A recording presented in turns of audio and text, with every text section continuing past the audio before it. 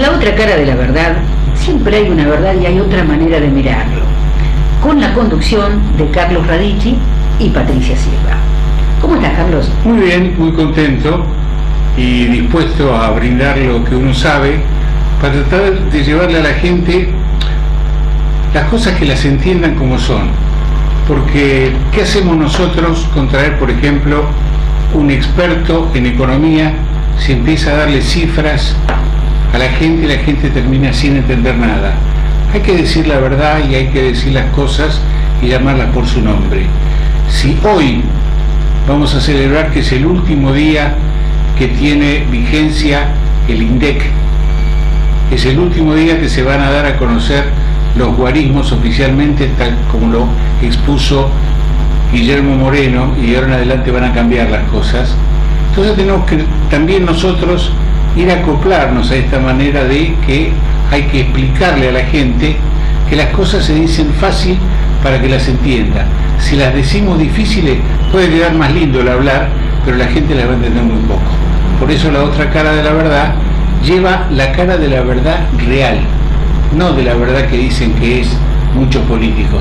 Nosotros tratamos de encontrar siempre la verdad, pero la de en serio. Y en esta búsqueda de la verdad que nos propone Carlos Radici, comenzamos descifrando realidades y buscando las claves para traducírselas a la gente con una persona, un político, que yo voy a dejar que Carlos Radici lo presente porque es un gran conocedor, por años analista de la realidad. Sí, tenemos el placer de contar acá con nosotros a un político con toda una vida dedicada a la política. Un hombre de Morón, de la provincia de Buenos Aires, un hombre de la entraña radical, con un paso por el desarrollismo, vuelta al radicalismo, desde donde trabajó siempre, desde donde llegó a ser diputado nacional y a ser un dirigente de real valía y conocimiento. Me refiero al doctor José Bielicki. Bielicki, un gusto tenerlo con nosotros. El gusto es mío de estar con ustedes, sobre todo que esta cara de la verdad es la contracara del relato. Sí, señor, correctísimo eso. Realmente yo formulo generalmente una aclaración con respecto al concepto del desarrollismo.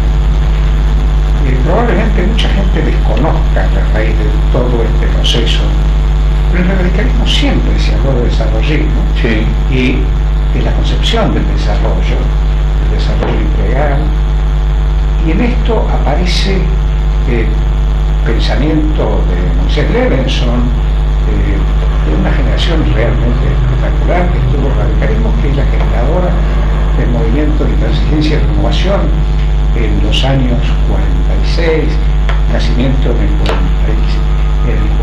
44-45, con la impronta de un núcleo de hombres jóvenes, con los viejos que no tenían arrugas en el alma. Nosotros somos radicales, e incluso el nacimiento de lo que fue esa lamentable división del año 57, eran dos grupos radicales. Sí, sí, sí. Sin ninguna duda, y esto fue muy lamentable para el país y para el propio radicalismo, pero que significó, y pudimos afortunadamente jugar la reconstrucción del radicalismo. Una reconstrucción que realmente pudo darse con esa impronta que tuvo Raúl Alfonsín, que fue el que realmente posibilitó la convergencia de las viejas diásporas y de sumarlas. Ahora, doctor, la división del radicalismo en Unión Cívica Radical del Pueblo, Unión Cívica Radical Intransigente, tuvo mucho que ver en ello los celos de Frondizi para con Balbino, de Balbín para con Frondizi. Bueno, sí, evidentemente existían dos posturas que tenían también algunas raíces, algunas diferencias de tipo ideológico, pero no sustantivas. Esto es muy importante para aprender hasta qué punto hay instantes en que la reflexión y el diálogo, un diálogo que tiene que ser muy franco, que tiene que ser muy claro, para buscar convergencias. El radicalismo ha tenido diversos matices que enriquecen que le dan justamente ese contenido, esa impronta que siempre se pretendió de alguna manera imitar, tanto que la estructura que nace en 1946 con el peronismo, de alguna forma, ya en exceso, pretende contener sectores muy diversos. Lo que pasa con aquel proceso es que se enriquece, pero se enriquece mal, una extrema izquierda y una extrema derecha, con divergencias que no se podían, y aún hoy no se pueden aceptar. Y esto nos ha dejado, a lo largo de estos años de actividad del peronismo, nos ha dejado sangre, nos ha dejado deterioros muy graves en los episodios que van desde el terrorismo de Estado, etc. Esto no quiere decir, yo cuando analizo el proceso político histórico, asumo que Perón en el 46 comprende las necesidades sociales, el asqueamiento de una sociedad que ya repudiaba el fraude, la corrupción, de un sistema político que nos estaba dejando fuera del proceso de cambio mundial. Pero no comprende cuando el radicalismo no lo asume, cuando la conducción formal del radicalismo no lo asume. Y ahí es donde realmente nace este proceso que nosotros logramos de alguna forma revertir, pero con los inconvenientes que significan los entorpecimientos de una fuerza que no se estructura en función de ideas, sino que de poder. Yo recuerdo, por ejemplo, la gestión de Arturo Illia. Me pareció excelente, presidente Illia. Pero también me di cuenta, porque lo estudié, lo averigüé, que la caída de Illia se debió en gran parte también a las propias divergencias internas que tenían. Las mismas fuerzas internas del radicalismo que no querían la manera de ser de Illia fueron las que propiciaron sacarlo del poder. Bueno, fue un momento muy especial, muy lamentable. Es decir, yo creo que todos los episodios militares, todos los golpes, no tuvieron justificativos serios, ni siquiera el 55 de Perón, ni siquiera el 55 de Perón. Yo suelo decir que si un mérito tenemos los radicales en esta etapa tan compleja de 30 años de vida institucional, el único proceso que tiene la Argentina de una institucionalidad permanente de 30 años, no se dio con anterioridad desde 1916 con la presidencia de Hipólito Yrigoyen, nunca se dio esta continuidad, pero fundamentalmente ha habido golpe de Estado, ha habido situaciones muy difíciles, seguimos teniendo situaciones muy difíciles, pero en ningún momento nadie pensó en apelar a un clásico de la historia argentina desde 1930, 1955, 1962, 1963, 1966, 1976. Sí. Es un espanto que nos ha impedido realmente lograr el espacio que nosotros soñamos. Ya no podemos hablar de la Argentina potencia con la que nos enorgullecíamos los jóvenes de los años 60, ¿verdad? Bueno, esta es parte de una verdad que tenemos que tratar de revertir, y la reversión es difícil. Sí. Pero yo creo que estamos generando en este momento, a través del radicalismo y de las fuerzas afines, un camino posible, un camino sólido, no solo para triunfar en una elección en el 2015, sino para gobernar. Y para esto hace falta aplicar criterios. Yo suelo repetir que hay dos cosas que Levenson nos ha dejado y tienen vigencia.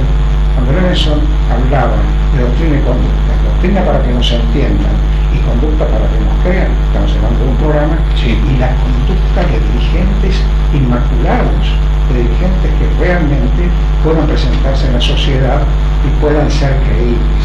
Hecho que lamentablemente en estos últimos tiempos ha sido prácticamente generador de una actitud de falta de confianza en la dirigencia política. Y la dirigencia política tiene un rol fundamental. No se puede gobernar con improvisación. No hemos escuchado a la señora, que ha estado callada, lo cual no es fácil. No es fácil. Lo cual no es fácil, pero escuchando a José Bielicki cualquiera queda callado escuchándolo. Y yo no puedo menos que preguntarme en voz alta y teniendo al autor del libro, ¿es verdad que Moisés Levenson fue el hombre que realmente pudo cambiar la historia? Y no le voy a pedir a José que me lo conteste ahora, sino dentro de un ratito, porque quiero saber si realmente la historia podría haber sido cambiada. Y además, Carlos, yo quiero saber qué pasa con el radicalismo en la provincia de Buenos Aires, en la Nación. Ahora lo tenemos acá, nos va a contar. Después del corte, entonces, con José Bielicki, volvemos enseguida con la conducción de Carlos Radici y Patricia Silva.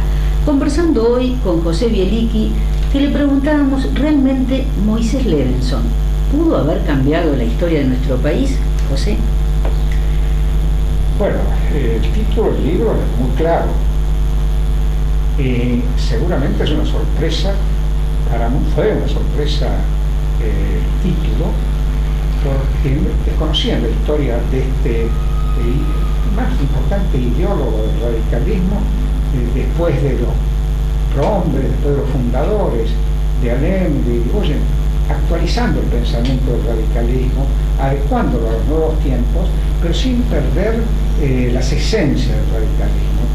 Tanto que la profesión de fe doctrinaria que nos sigue guiando es obra de Levenson, es la obra de su pluma. ¿Por qué digo que Levenson pudo cambiar la historia? En la década del 30 y del 40, el radicalismo formal estaba totalmente alejado de sus conceptos originarios. Era una fuerza conservadorizada, renosada, pero había en el núcleo de la juventud hombres y mujeres que aspiraban a un cambio. El gran estructurador de esto es Moisés Levenson, desde Junín, su pueblo, donde comienza a desplegar un proyecto político en forma de irse reconstruyendo a través de los jóvenes. Comprende que los jóvenes son una herramienta que no se utiliza, que están alejados del quehacer político. Esto le alcanza no solo al radicalismo, a todas las fuerzas políticas. En esa tarea él va conformando un pensamiento. Yo suelo decir que fue el primer socialdemócrata del radicalismo, quizás de Argentina. Para tomar el concepto de por qué, tenemos que remitirnos a la primera gestión oficial como concejal en la ciudad de Junín en el año 1936, entre 1936 y 1940. Con una mirada a los proyectos de ordenanza de Levenson, que abarcaban un sentido social sumamente profundo, en lo social, el acercamiento a las necesidades de la población, en lo educativo, en lo económico, en las actividades vinculadas a sectores no previstos en aquel momento. Se hablaba de la jubilación, tomó un proyecto sobre jubilación del personal de obreros y empleados de la comuna de Junín, que era su sector de influencia. Es la transformación. Uno cabe preguntarse, José, cuando te escucha hablar así sobre una figura como Moisés Levenson, ¿qué pasa hoy con el radicalismo? ¿Dónde quedó ese compromiso con resolver las necesidades de la gente? Bueno, te diré que yo creo que está a lo mejor faltando concretar esas dos líneas que yo señalaba de Levenson. Pero te voy a tratar de terminar con Levenson. Ese pensamiento, que es el que en definitiva, que no es el pensamiento formal del partido, ese pensamiento es el que toma el coronel Perón y lo incorpora como un proyecto, es decir, lo social de eso. Nosotros estamos tratando de editar el único libro de Levenson, que ha hecho muchísimos y tiene discursos brillantes y trabajos. Nosotros pretendemos reeditar lo que son aquellos proyectos. Acción Municipal, un libro que él editó en 1940, con sus proyectos del Consejo Deliberante, y son fantásticos. Tienen una categoría de leyes nacionales. Si ese hubiera sido el pensamiento del radicalismo, se hubiera anticipado a lo que podían ser los proyectos sustitutivos, en definitiva, y a lo mejor nos hubiéramos ganado algunos años una cosa de proyecto transformador. Perón a sus íntimos, perdón José, Perón a sus íntimos les decía que sus mejores lecturas eran provenientes de los radicales. Bueno, incluso hay algo. Levenson tuvo una relación muy estrecha con Eva Perón. Era de su mismo pueblo, la cobijó desde el punto de vista publicitario cuando inicia su actividad actoral. Se sostiene que Levenson mantuvo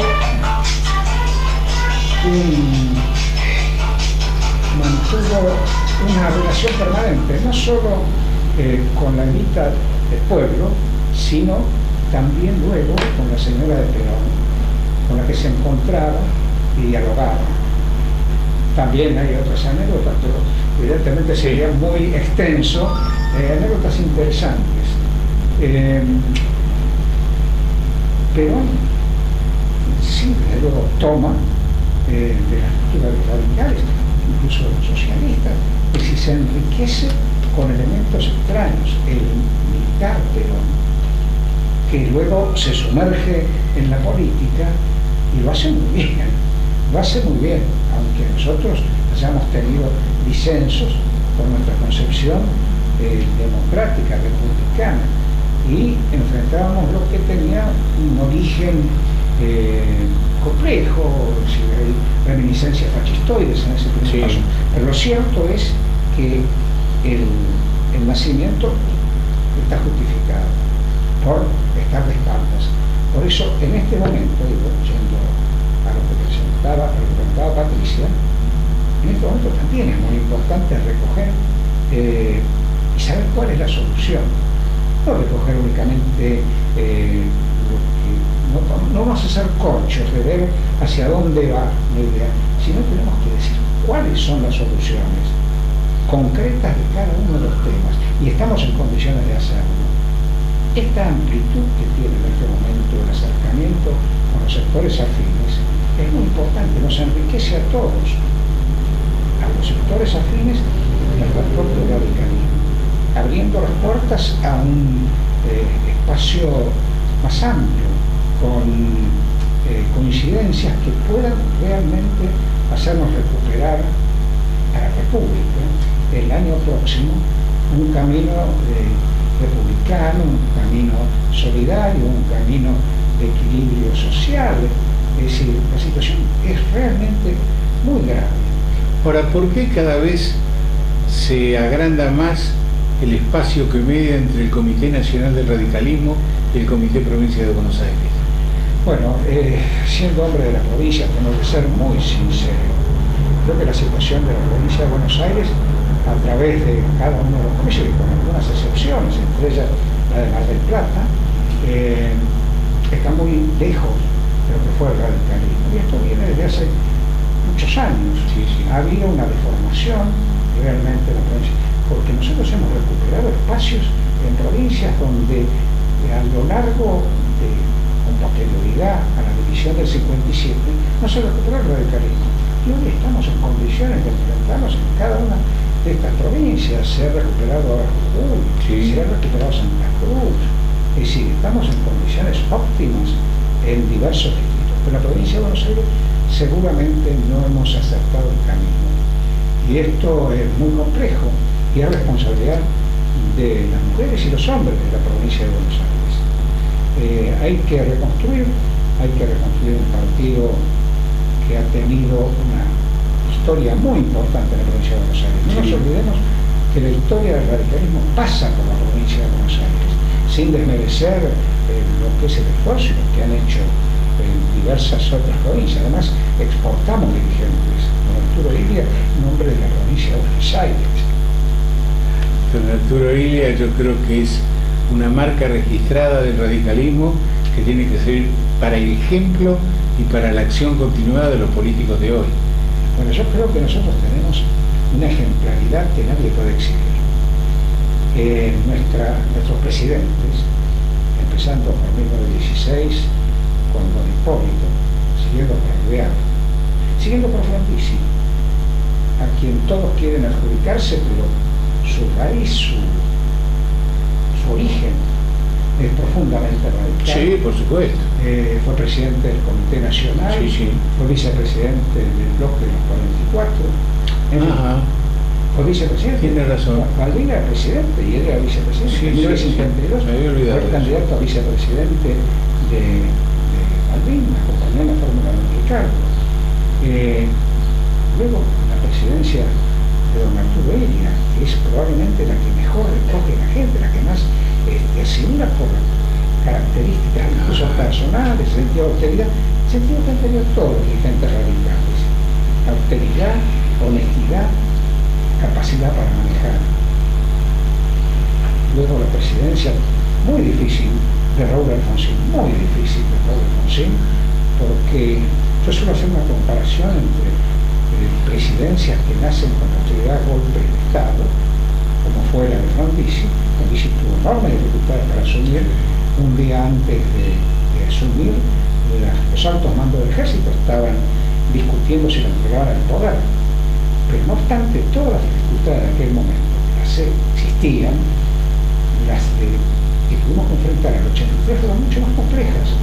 En 1983 teníamos un tema inédito en la historia de Argentina, como fue el tema de los desaparecidos, el tema de la represión criminal que había hecho tanto daño, y donde la valentía de Raúl Alfonsín, valentía durante la campaña, porque algo que se olvida, y generalmente lo olvida el relato del oficialismo, con todos sus matices,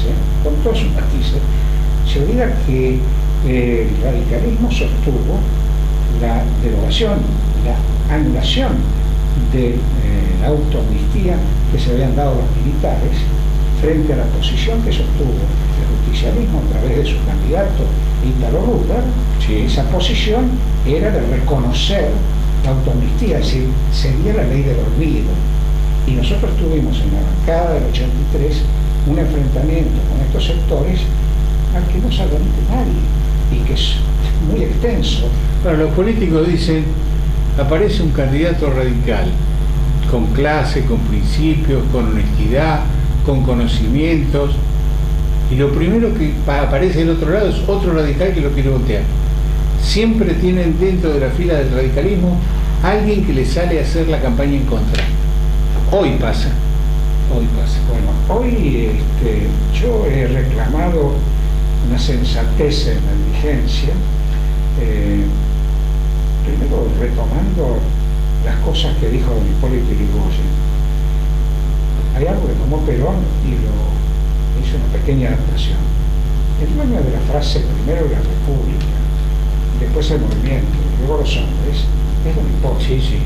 Bueno, tenemos que recordar esto para que la actual dirigencia, la actual responsable dirigencia del radicalismo, que además es la base de la estructuración de las coincidencias para el 2015, tiene que asumir ese rol.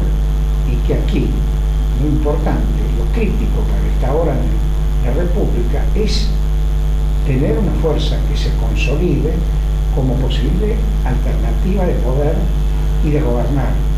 Y esto creo que está reflejado en lo que se puede estructurar. Yo no creo que nadie se pueda aislar. Hemos visto lo que fue la experiencia de una en la capital federal, excelente experiencia.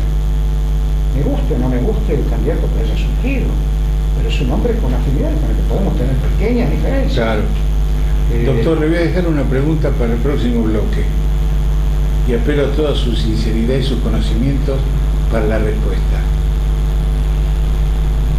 De la Rúa era la carta mágica que tenía el radicalismo, la esperanza blanca que iba a sacar el país de una serie de equívocos en los cuales habían incurrido los anteriores dirigentes. ¿Qué le pasó a De la Rúa? ¿No era la gran esperanza blanca ¿Fue una ilusión que nos creímos muchos o verdaderamente lo superó la situación? Después de la pausa, esperamos su respuesta. La otra cara de la verdad.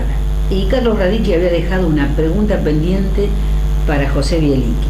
Claro, el conocer en profundidad cuáles fueron los reales motivos que produjeron el abandono del poder por parte del presidente Fernando de la Rúa. Hay muchas versiones. Queremos conocer la otra cara de la verdad. Bueno, en cada uno de los procesos hay muchas versiones, Sí. porque hay muchas caras también. En cada proceso van conjugando diversas cosas. Yo creo que es muy difícil gobernar con un sector con un sentido destructivo y otro sector tratando de seguir adelante. Esto se dio mucho en aquel periodo y se dio fundamentalmente por muchos errores del propio presidente, pero también por el retraso en la concepción civilizada de la política del justicialismo. Hubo muchos intentos, se equivoca en designaciones. La designación de Cavallo fue un desacierto total, un desacierto. Yo suelo decir, cuando se convoca a alguien que nos metió en el infierno, es muy difícil que pueda tener capacidad para sacarnos del infierno, y ese cuento funcionó. Además, creo que Fernando no estaba preparado para la cuestión ejecutiva. No sería el primero que no estaba preparado, que no tenía experiencia. En esto tenemos a tanto Frondizi como Alfonsín, que no ocuparon cargos ejecutivos, pero evidentemente tenían una claridad ideológica importante.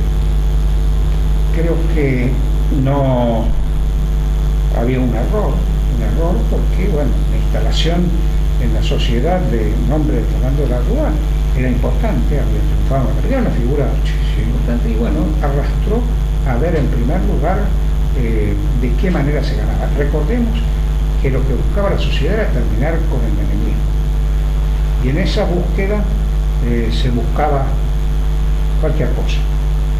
Ahora, lamentablemente, yo estoy leyendo un libro de Duarte que es interesante en cuanto a la crítica a su propia fuerza.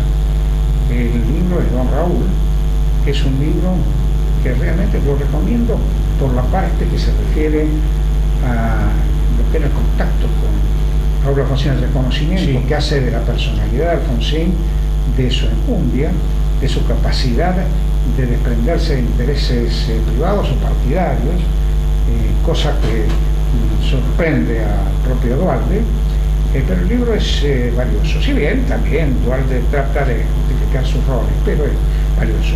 Creo que fue un error, pero ojo, si la situación del mundo hubiera sido la que se dio a posteriori para este kirchnerismo, es decir, que haya un importante sector del mundo que haya pasado a consumir, los chinos, los hindúes, los indios, es muy importante porque se revirtió por primera vez el desequilibrio que tenía el país con respecto a lo que exportábamos y lo que importábamos. Esto se cambia y esto permite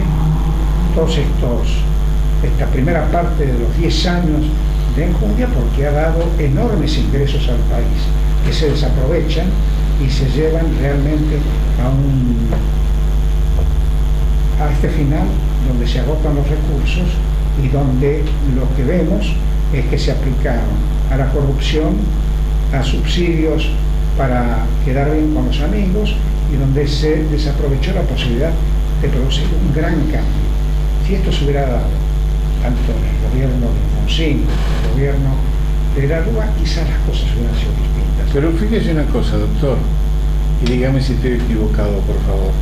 Duarte es un hombre tan inteligente que se da el lujo de endiosar a de la Rúa para ser el hombre que haga olvidar al argentino de Carlos Menem. Y se equivoca, y después es quien propicia la caída de la Rúa cuando no le presta el apoyo, después que lo llama de la Rúa y le dice: salvame porque se me cae todo. Le dijo Duhalde que el peronismo no iba a mover un dedo para salvarlo, y de la Rúa se tomó el helicóptero. Y después lo vuelve a hacer también para impedir que Menem fuera reelecto con Néstor Kirchner. Inventa a Néstor Kirchner, que vinieron con una fama malísima desde la Patagonia, y lo presenta acá como el salvador de los argentinos. Y después, hoy, es el que dice que el peor error de su vida fue Néstor Kirchner, y que él lo hizo para que Menem no fuera otra vez presidente. Bueno, yo les voy a agregar una cosa. Yo recuerdo que cuando llega a la presidencia Kirchner, le dicen en un programa televisivo a Duhalde que temen que Kirchner sea un títere de él. Y entonces dice una cosa que convalida lo que usted está diciendo. Le dice: ustedes no lo conocen en esto.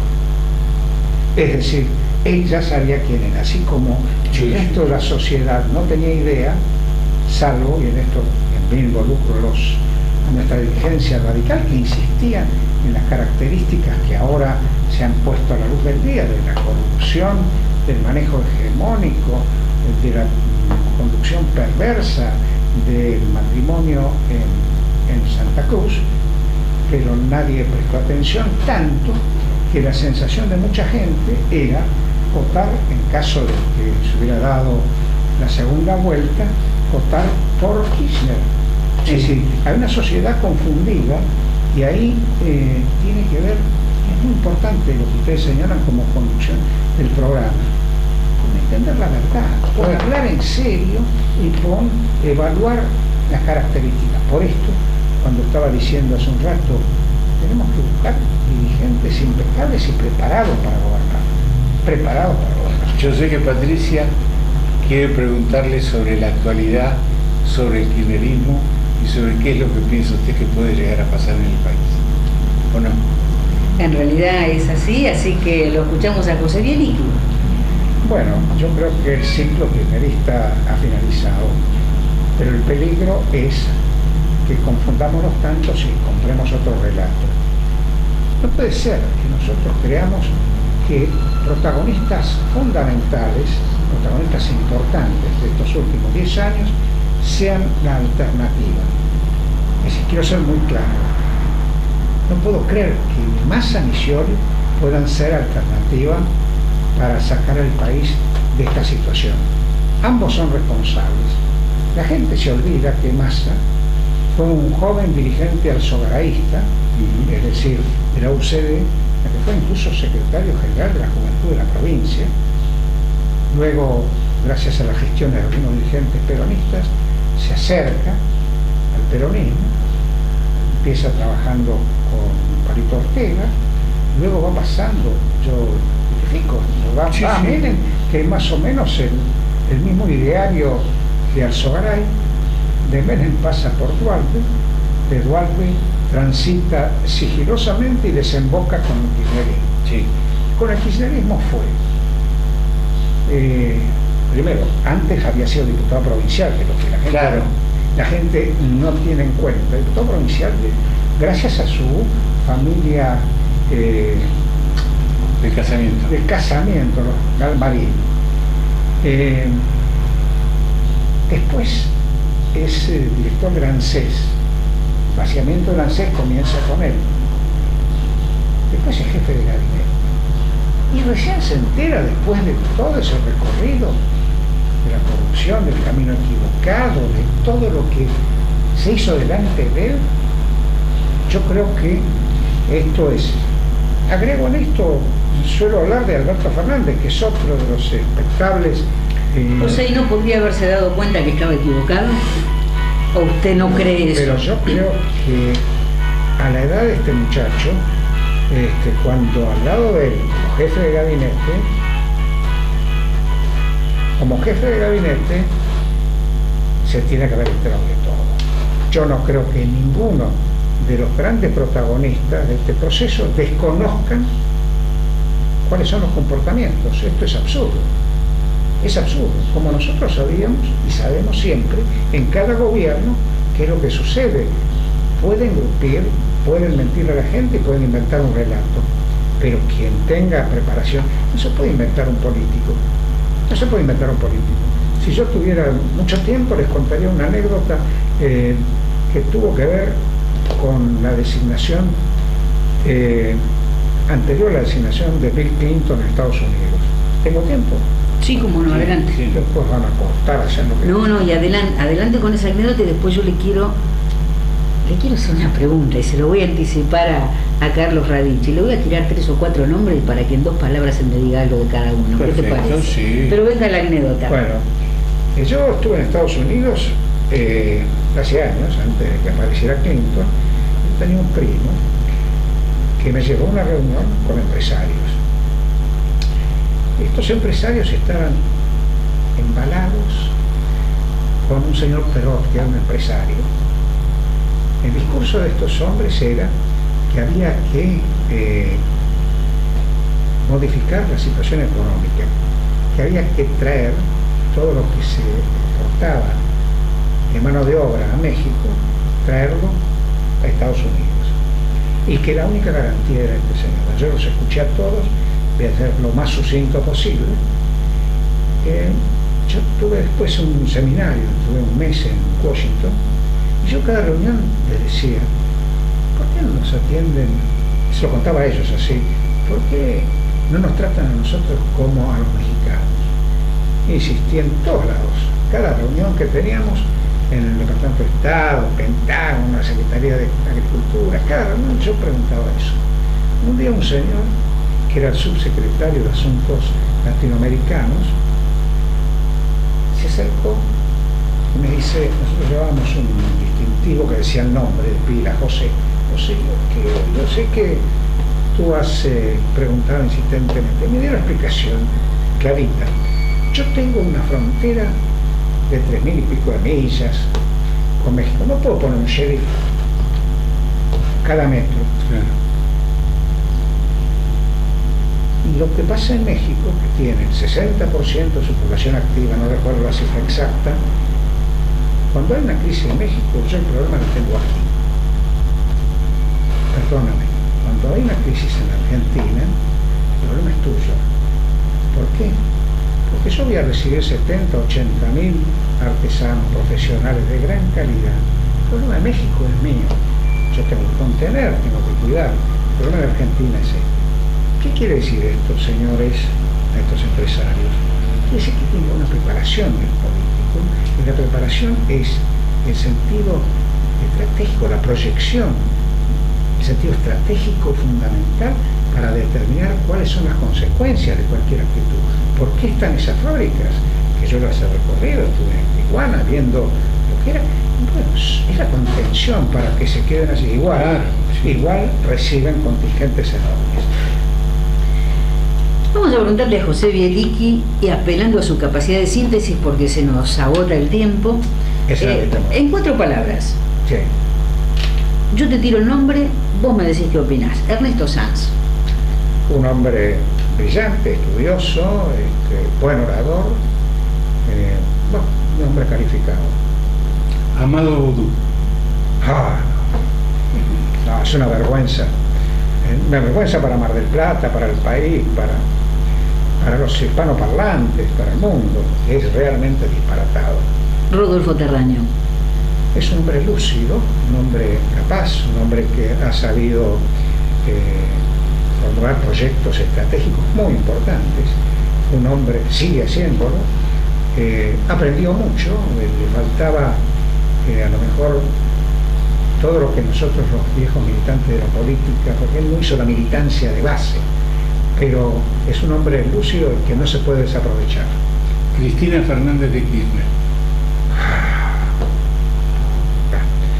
Es, así como decíamos de Boudou, creo que esta señora es peor porque era responsable de Boudou. Hermes Wiener. Es un político clásico, un hombre bien, un hombre honesto, con una gestión demostrada. El señor Echegaray. Otra vergüenza, y creo que es de Mar del Plata también. Sí, de Mar del Plata. ¿Qué producción de Mar del Plata? La verdad. Con Vudú y él tenemos de regalo. No sé si no hay alguno. ¿Otro peor que ellos? No. No, es difícil. Muy difícil. Se salvan muchos. Menos mal que han tenido figuras importantes, Angelito Roth, Palabra mayor error. No, incluso lo rescato a Teodoro Broncini, como les decía. Sí. Lo que pasa es que está más lejos. Ah, sí, bueno, pero... Para nosotros está más lejos. Yo lo conocí ya en sus últimos años. Roy en todo su esplendor, lo conocí. Mejor de los conceptos. Estamos hablando, han mencionado a dos muy buenos intendentes de Mar del Plata. ¿Cómo no preguntarle a José Bielicki qué piensa del intendente de hoy, de Gustavo Pulti, y su gestión? Me parece que está enraizado en estas gestiones oportunistas que se están dando en estos tiempos, hombres que vienen de cualquier sector para lograr respaldos, se inclinan por un oficialismo que ha hecho mucho daño. Yo pierdo respeto a esos dirigentes. Y le dejamos el cierre del programa a Carlos Radici. Yo creo que el cierre del programa es decirle a la gente que hoy hemos tenido un invitado de lujo, una persona a la cual conozco hace muchísimos años, de la cual he aprendido mucho, con la cual yo como mínimo cada 4 días lo llamaba por radio, en esa época yo estaba en el U6, por la claridad de conceptos que tenía y que tiene. Una persona que nos deja en cada frase una enseñanza, porque toda su vida la ha cimentado en la política. Y para la otra cara de la política, la otra cara de la verdad, nada mejor que la otra cara de la política verdadera, la política que podemos mostrar sin esconder nada. Y para decir eso tenemos que nombrar a alguien como el señor José Bielicki. Por eso nosotros hoy nos sentimos verdaderamente satisfechos de este primer programa. Gracias, José. Al contrario, es un gusto para mí haber compartido esta mesa. Recuerdo con Carlos de los viejos tiempos, donde hubo realmente mucho material, mucha creatividad, algo que es muy importante y que es una comparación con estos tiempos. Totalmente. Lamentablemente, pero ahí teníamos una cabeza lúcida, un hombre valiente en la presidencia y un conjunto de hombres de la política con larga experiencia. Esto es lo difícil, lo duro, sí, señor, no ser, pero bueno, como la esperanza es algo importante, seguramente acá en la generación de hombres nuevos, jóvenes, no tan jóvenes a lo mejor como aquellos que mencionábamos con Daniel, pero de mujeres y hombres. Cuando hablo de hombres hago la cosa genérica. En fin, le agradezco mucho, Carlos. Al contrario. Te recuerdo y un elogio que sería el que me podría hacer mi mamá. Lo hacemos lo que aprendimos de usted. Gracias, muchas gracias. Nos vamos, niña. Esto ha sido La Otra Cara de la Verdad, con la conducción de Carlos Radici y Patricia Silva. Hasta la próxima semana.